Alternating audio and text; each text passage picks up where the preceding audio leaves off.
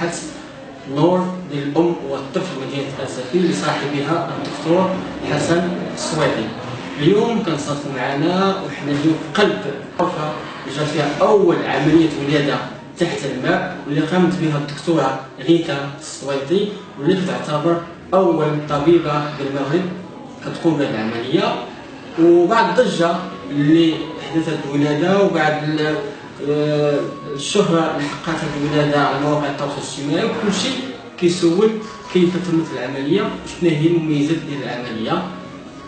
دكتورة مرحبا معنا. شكرا. بغيناك تقول لنا كيف تمت العملية ديال الولادة. دونك سولتيني على الولادة في الماء، واش يلاه درناها في المصحة. هاد التقنية كانت موجودة في المصحة من الأول من يلاه تبنات، ولكن الطلب عليها ما كانش، حيت النساء ما تيزعموش عليها، تيسمعوا الولادة في الماء ما عارفين عليها والو. مؤخرا جات هاد السيده اللي ولات في الماء، تبعت معايا من الاول ديال الحمل، ومن الاول قالت لي انا الامنيه ديالي الحلم ديالي هي نولد في الماء، واش ممكن؟ قلت لها ممكن. هي غير واحد المعلومه، ماشي اي مراه تقدر تولد في الماء. الولاده في الماء خاصها واحد لا بريباراسيون، خاص المراه توجد، البيبي ما يكونش غليظ بزاف، اذا تنديروا معاه ان ريجيم اليمونتير من الاول. خدمت معاه، درت معاه دي زيكزارسيس، خاصها دير دي زيكزارسيس البيريني ديالها باش ما يوقعوش تمزقات. دارت الرياضه، كانت تتمشى بزاف، حتى هاد السيده كانت منضبطه مزيان في لا بريباراسيون.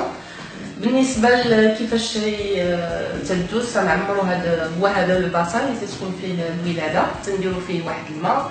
وعندنا هنايا هذا سبيسيال ديال الولاده في الماء، تتكون هنا تعطينا درجه الحراره باش تبقى في 36 37 درجه، ما خاصهاش تفوت. كاين تنديروا حتى واحد الفقاعات، هذوك الفقاعات هما تيخفوا شويه من الالم. وبالنسبه هنايا تيكون الطبيب تيحط رجلي هنايا، الطبيب ولا لا ساج فام، باش نبقاو مع تنقلبوها، تنشوفوا لا ديلاتاسيون باش ملي تتولد تنساعدوا البيبي في الخروج. وخا نورمالمون البيبي يقدر يخرج بدون اي مساعده، حيت البيبي ملي تيخرج صافي تيخرج ديريكتومون في الماء وتيطلع، اذا ما تيحتاج لا الطبيب يشدو ولا القابله تشدو، تيخرج بوحدو بكامل السهوله.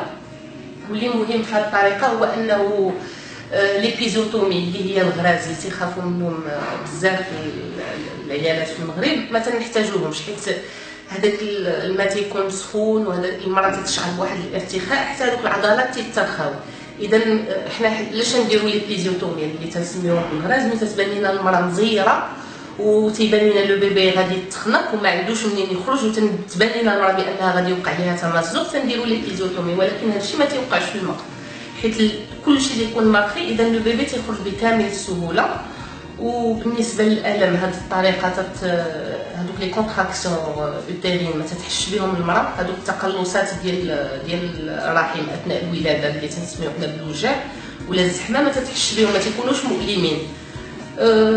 لافونتاج الاخر هو انه لا ديلاتاسيون، زعما الولاده تتحل بواحد السرعه كبيره، ما تتبقاش المراه تسنى هي 4 سنتيم هي 5 سنتيم 6 سنتيم، اذا لا ديلاتاسيون تتكون سريعه وغير الولاده غير مؤلمه. دونك هادو هما لي زافونتاج، مزيان حتى للبيبي، حيت البيبي ملي تيخرج تيلقى راسو فواحد السائل اللي بحال درجه الحراره ديال السائل اللي تيكون في البطن ديال ماما. اذا ملي تيخرج ما تيكونش هذاك لو شوك تيرميك، تيخرج من السخونيه للبرد ولا، دونك تيخرج تيلقى راسو في لو ميليو، تيخرج مرتاح، تيخرج في الماء، دونك ما كاينش لو ريسك ديال الغرق. كاين اللي تيقول لك يقدر يغرق البيبي، ما تنخافوش منها.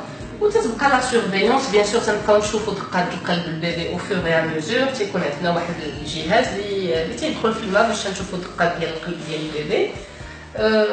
وصافي.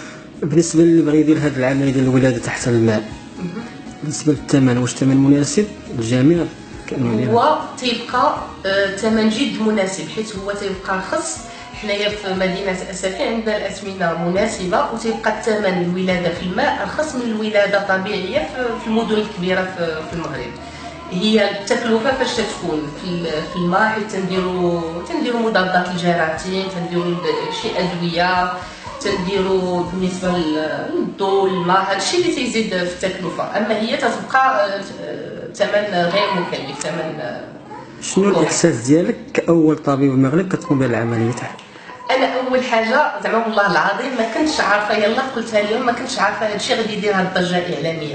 انا بالنسبه لي كاينه، حيت هي معتمده منذ اول ولاده في الماء كانت في سنه 1960، اذا قديمه بزاف، واستعملوها في فرنسا، ودابا هي على مود في الميريكان، دابا تيسميوه لاكوشمون على ميريكان، دونك في الميريكان تيديروها بزاف. انا فورمون كاينه في المغرب في المدن الكبرى، حيت اسفي تبقى مدينه صغيره، زعما قلت كازا ولا رباط ولا مراكش اكادير غادي يكونوا سبقونا لهذه التجربه. مي فينالمون اكتشفت بان هذه اول ولاده في الماء، وبانني انا اللي درت هذه الولاده. بيان سور هذا الشيء صافي في بليزير، والحمد لله لاول ولاده دازت مزيان. واللي تنشير ليه بزاف الناس سولوني هي هذه السيده واش فايت ليها ولدات. هذه السيده اول ولاده ديالها صافي دير عليه بريمي جيست بريمي با، اول حماله اول ولاده ولدتها في الماء، صافي دير عمرها ما ولدات الولاده الاولى، وما احتاجت لا غراز لا والو، كان لو بيبي مزيان، كلشي داز مزيان، والحمد لله زعما صافي بليزير.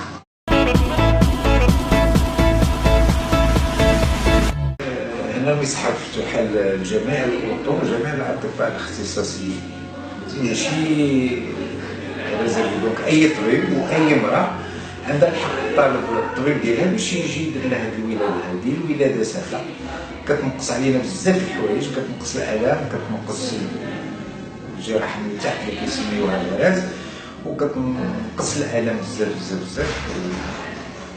حنا اي طبيب مرحبا به في اي وقت، والخدمه هنا كتكون مع ليكيب، مع مجموعه من الاطر اللي مكونين كيساعدوا العيالات هنايا.